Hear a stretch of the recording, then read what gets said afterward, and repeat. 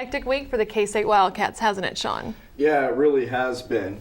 Emotions have been running high as K-State sports has been on one of the wildest roller coaster rides in recent memory.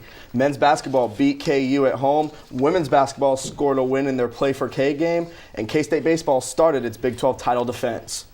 The men's basketball team scored its biggest win of the year on Monday, February 10th. They beat the then 8th-ranked Kansas Jayhawks 85-82 in overtime. Let's check out some of the highlights. Shane Southwell drives to the basket and flushes it back to Thomas Gibson. That gave the Wildcats some early momentum. DJ Johnson drives inside and scores on Perry Ellis. He had 9 points on the night.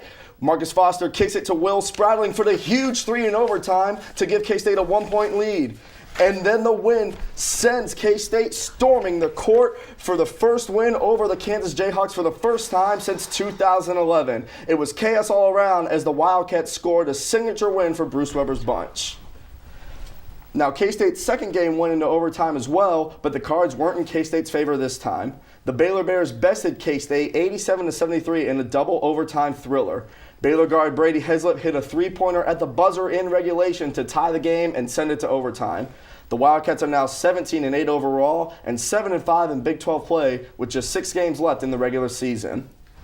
Now, the women's basketball team also went 1-1 recently with a loss to Texas, but a win over Texas Tech. Let's roll the ladies' highlights.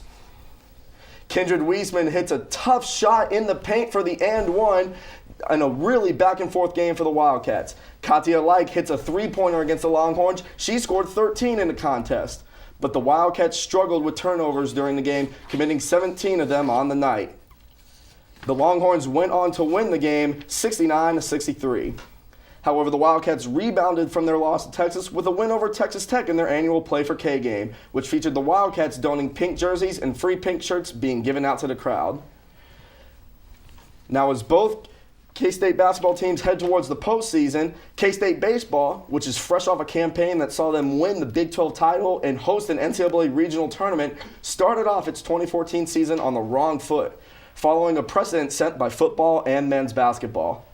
The baseball team was swept in a 3-game series on the road at Cal Poly by scores of 3-0, 5-2, and 10-1. The 3 runs that K-State mustered in the 3 games was a disappointment to start off the year, as the Wildcats were known for their hot bats last season. The baseball team has its home opener here in Manhattan on February 28th, where they host a 3-game series with Milwaukee. Hopefully enough of the snow has melted by then for the teams to go find the infield.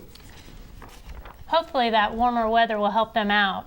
Now, the Batcats came into the season pretty highly ranked, didn't they, Sean? Yeah, they really did. They were picked by league coaches to win the Big 12 in the conference's preseason poll. They were also ranked 18th nationally by the National Collegiate Baseball Writers of Association preseason poll.